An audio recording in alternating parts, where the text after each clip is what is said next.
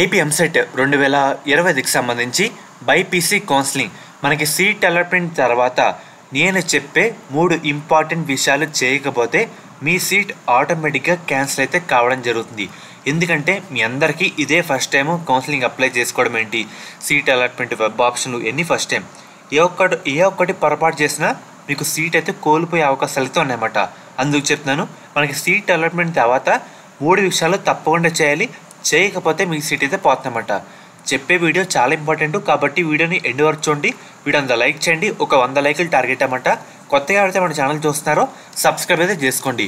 మెయిన్గా first step, మనకి seat allotment వచ్చిన తర్వాత ఫార్మ్స్ అనే కాలంలో సీట్ అలాట్మెంట్ అని ఒక పాపప్ అయితే రావడం జరుగుతుంది. ఈ విధంగా డౌన్లోడ్ ఆఫ్ అలాట్మెంట్ ఆర్డర్ అని, అండ్ అలాగే కాలేజ్ వైజ్ అలాట్మెంట్ కూడా వస్తుందన్నమాట. ఫస్ట్ స్టెప్ వచ్చేసరికి మనం మన సీట్ అలాట్మెంట్ ఆర్డర్ని అయితే డౌన్లోడ్ చేసుకోవాలి. ఇక్కడ డౌన్లోడ్ ఆఫ్ అలాట్మెంట్ ఆర్డర్ అని ఫామ్స్ అయితే ఉంటుందన్నమాట. దాని మీద ప్రెస్ చేసిన తర్వాత మనకి AP EAMCET hall ticket number, date of birth enter చేసి సబ్మిట్ అయితే కొట్టండి.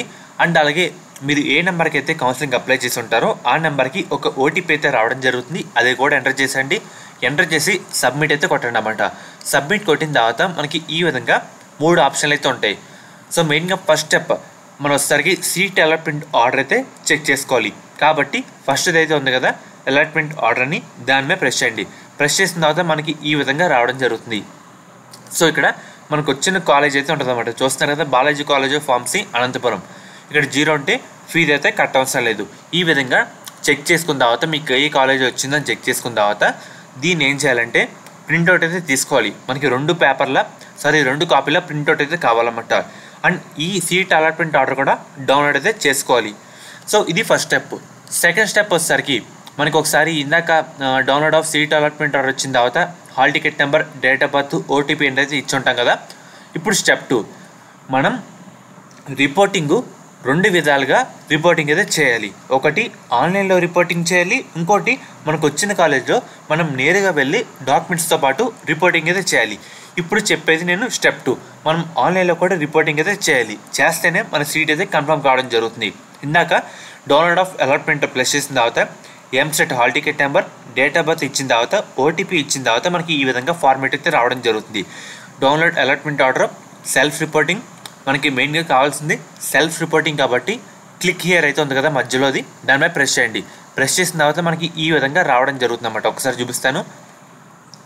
ఈ విధంగా రావడం జరుగుతుంది. దీని మీద మీరు ఏం చేయాలంటే కింద యాక్సెప్ట్ మై జాయినింగ్ అయితే ఉంది కదా, ఒక బాక్స్ ఫార్మేట్లో చూపిస్తాం కదా మౌస్ కర్సర్. సో దాని మీద ప్రెస్ చేయాలి.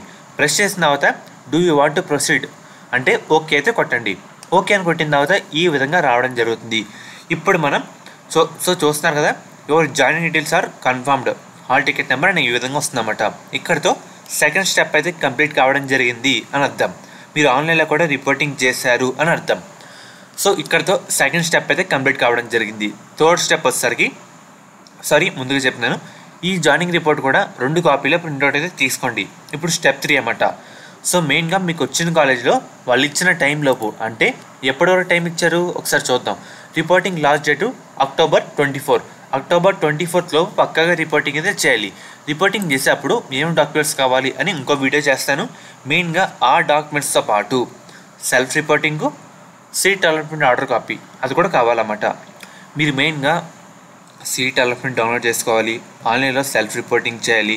అండ్ అలాగే థర్డ్ స్టెప్, మీకు వచ్చిన కాలేజ్లో పక్కగా మీరు డైరెక్ట్గా వెళ్ళి రిపోర్టింగ్ అయితే చేయాలి వాళ్ళు ఇచ్చిన డేట్లోపు.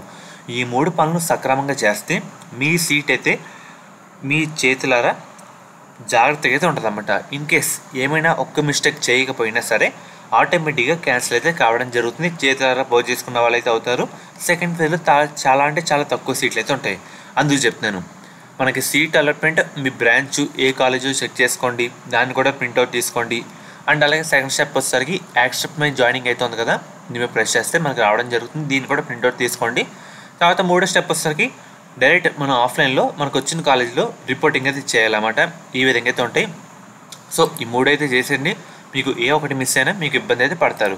ముఖ్యంగా శాస్త్ర కాలేజ్ అన్నమాట. ఈ కాలేజ్ కూడా మనకి నెల్లూరులో అయితే ఉంది. వీళ్ళు ప్రొవైడ్ చేసే కోర్సుల విషయానికి వస్తే కనుక బీఫార్మసీ, ఫార్మడీ మనకి గవర్నమెంట్ నుంచే 38,000 ఫీజు రింబర్స్మెంట్ కాకుండా 20,000 కట్టి మనం ఈ కాలేజ్లో జాయిన్ అయితే అవ్వచ్చు. మనకి కన్వీనర్ సీట్స్తో పాటు మేనేజ్మెంట్ సీట్లు కూడా అందుబాటులో అయితే ఉన్నాయన్నమాట. మనకి మెయిన్గా 100% ప్లేస్మెంట్ అసిస్టెంట్ అయితే ఉంది. ముఖ్యంగా మీకు ఎటువంటి డౌట్ ఉన్నా స్క్రీన్ మీద కనిపిస్తున్న నెంబర్కి ఒకసారి కాంటాక్ట్ అయితే అవ్వండి. వాళ్ళు మమ్మల్ని గైడ్ చేస్తారు. ఒకసారి లోడ్ అయితే అవుతుందన్నమాట. మెయిన్గా మీరు ఒకసారి స్క్రీన్ మీద చూస్తున్నారు కదా, మీకు ఎటువంటి డౌట్ ఉన్నా స్క్రీన్ మీద కనిపిస్తున్న ఈ నెంబర్కి అయితే కాంటాక్ట్ అయితే అవ్వండి. వాళ్ళు మమ్మల్ని గైడ్ చేస్తారు. అండ్ అలాగే మెయిన్గా ఫార్మసీకి సంబంధించి కాలేజ్ కోడ్ ఇది నర్సింగ్ ఫిజియోథెరపీ అన్నమాట. మీకు ఎటువంటి డౌట్ ఉన్నా కామెంట్ సెక్షన్లో కామెంట్ అయితే చేయండి.